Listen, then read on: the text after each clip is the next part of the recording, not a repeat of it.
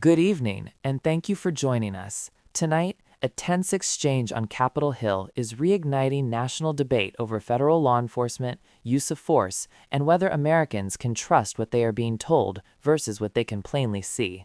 Before we dive in, make sure you subscribe to the channel so you do not miss our continuing coverage and deep dives into moments like this that shape public trust and public policy. From New York. Congresswoman, I just want to read this part from Kristi, Noem, and get your reaction. This is how she describes the video that many Americans have seen with our own eyes from at least 2 or 3 different angles. This is what she said. First of all, she said multiple times that this individual, Alex Preddy, attacked the officers. But here is her first official statement. She said, an individual approached U.S. Border Patrol officers with a 9mm semi-automatic handgun. The officers attempted to disarm this individual, but the armed suspect reacted violently. Fearing for his life and for the lives of his fellow officers around, an agent fired defensive shots. She also said that the suspect also had 2 magazines with ammunition in them that held dozens of rounds. He also had no ID. This looks like a situation where an individual arrived at the scene to inflict maximum damage. Your reaction? Well, of course, what we're seeing is Secretary Noem and the Trump administration asking the American people to not believe their eyes, to not believe their ears, and to not believe what they are seeing right before them. They are instead asking you to give up your belief in your own senses and instead hand over your belief into anything that they say. I'm not asking the American people to believe me or her, but to believe themselves. Look at it for yourself, and what you will see is an innocent man being executed in the street. And it only goes further to show, she's stating herself, that ICE and those officers, those federal agents, prevented local law enforcement from securing the perimeter of that crime, from securing the perimeter of that for proper investigation. Moreover, Jake, I want people to recognize and see the sequence of actions and claims that she is making in her statement. Because in directing this around Mayor Frey, in directing the language that she was using about Governor Walz, claiming that they are, quote unquote, inciting, that their resistance and difference from this administration, that their political difference in policy from this administration, she is equating disagreement with incitement.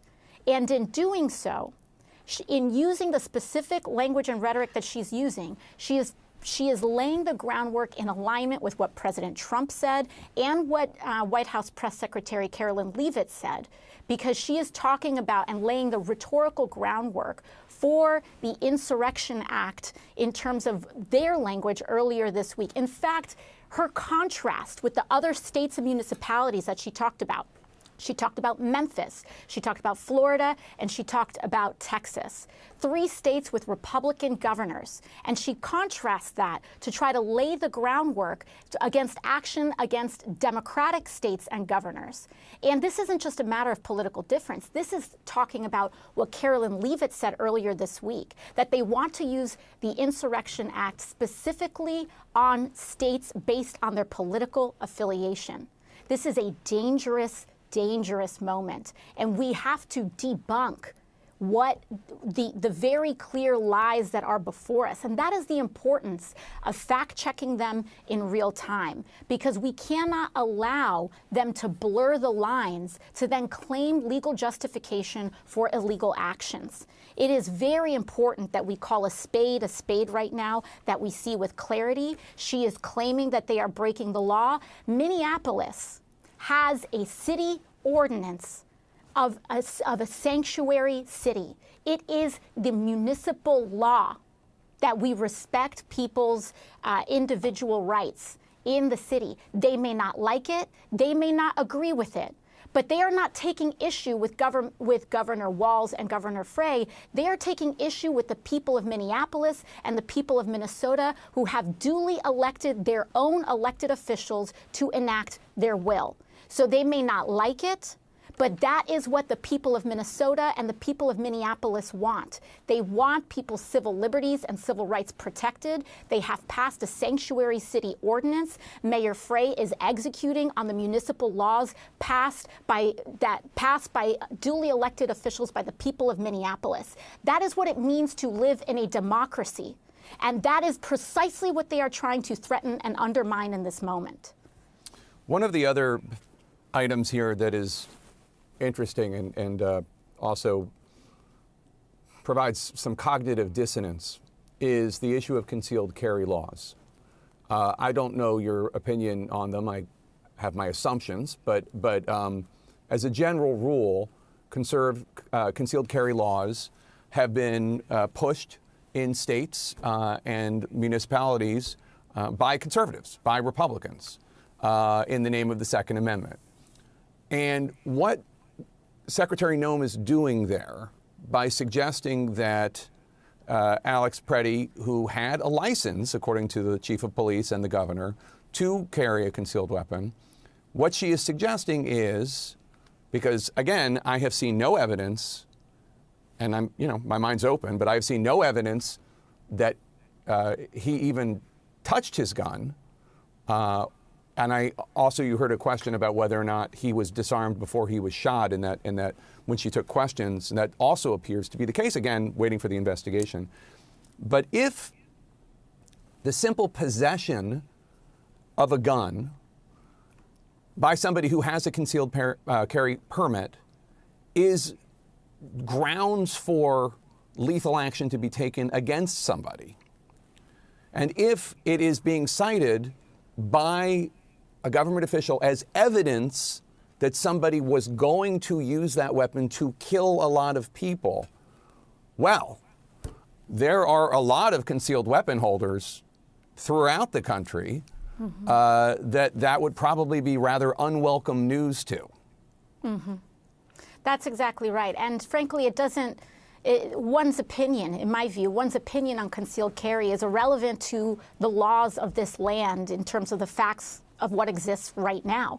And it is, when you speak about cognitive dissonance, this is the intention of what Secretary Noem is discussing. I mean, it is, how rich is it that she is saying, showing up to the scene of a protest with a legally owned weapon should be grounds for a person's death, execution at the hands of the state, by the same party and the same administration that praises Kyle Rittenhouse. When she is talking about how merely showing up and inciting violence based on ideology against the government, when this administration has pardoned hundreds of January 6 rioters who have then gone out into the streets and recommitted crimes of violence over and over again. What Secretary Noem is saying is not that you can't do these things, is not that you can't be armed, is not that you can't attack your government. She just thinks that you can't do that based on your political affiliation. And that is just, I mean, the uncorking of chaos that this administration is trying to attempt against the American people is escalatory, it is dangerous, and it is a complete abdication of leadership. We cannot go down this road. We cannot have countrymen against countrymen, citizen against citizen. This is not the America that we believe in. It is not the America that we stand in. And we must unite together against this kind of very dangerous splintering that they are seeking to incite against people and divide us. From New York. The exchange came during a hearing involving Homeland Security Secretary Kristi Noem, when a New York congresswoman confronted the administration over its official account of a deadly encounter involving U.S. Border Patrol officers. At the center of the controversy is a video that is circulated widely online, filmed from multiple angles, showing the fatal shooting of a man identified as Alex Prey. According to the administration's initial statement, the man approached Border Patrol officers armed with a 9mm semi-automatic semi-automatic handgun. Officials claimed handgun. officers attempted to The disarm officers him, attempted that to the disarm this suspect individual, reacted but the armed violently, suspect and that an reacted agent violently, fired defensive shots fearing for his life and the lives of others. The statement further emphasized that the man carried multiple magazines holding dozens of rounds and had no identification, painting a picture of an imminent and highly dangerous threat. But lawmakers challenging that narrative argue the video evidence tells a very different story. During the hearing, the Congresswoman did not simply dispute the wording of the statement. She questioned the entire premise, accusing the administration of asking the public to disregard what they can observe for themselves. Her argument was blunt, that Americans are being told not to trust their own eyes or ears, but instead to accept an official version that conflicts with the visual record. She urged viewers to watch the footage carefully, not to believe her or the administration by default, but to rely on their own judgment. What she says the video shows, she argued, is not an armed assault on officers, but a man who posed no immediate threat and was shot anyway. Her conclusion was stark, describing the incident as an execution in the street, language that underscores how high the emotional and political stakes have become. This moment matters because it taps into a much broader issue. When official statements appear to contradict widely available video, trust erodes quickly. We have seen this pattern before, from police body camera controversies to protest crackdowns, where initial accounts later changed under public scrutiny. The gap between narrative and footage becomes the story itself. There is also a jurisdictional question raised in this exchange that has received less attention but carries serious implications. The Congresswoman pointed out that federal agents allegedly prevented local law enforcement from intervening or taking control of the scene. If true, that raises concerns about oversight, transparency, and whether standard investigative procedures were followed after the shooting. These details matter, not just legally, but in how accountability is perceived. As this case unfolds, key questions remain unanswered. Was the individual actively threatening officers at the moment shots were fired? Were de-escalation options available? Why does the administration's description emphasize weapons and ammunition when the video appears to show no immediate use of force? And who ultimately controls the investigation when federal agents are involved in a fatal incident? Before we continue, remember to subscribe so you stay informed as this story develops. Subscribing helps ensure you get context, not just headlines, and analysis that goes beyond official talking points. What makes this exchange so powerful is that it is not just about one incident. It reflects a deeper struggle over credibility. In an era where nearly every encounter is filmed, government agencies no longer control the first draft of history. Lawmakers and the public alike are increasingly willing to challenge official accounts when they do not align with visual evidence. For supporters of the administration, the focus remains on officer safety and the dangers faced by federal agents in the field. For critics, the concern is whether fear is being used after the fact to justify excessive force. Both sides agree on one thing: the stakes are life and death, and clarity is essential. As more information emerges, including potential body camera footage, forensic analysis, and independent investigations, this case will likely become a flashpoint in the ongoing debate over immigration enforcement, federal authority, and civil rights. We will continue to follow this story closely. If you value reporting that breaks down what is being said, what is being shown, and why the difference matters, subscribe to the channel and stay with us.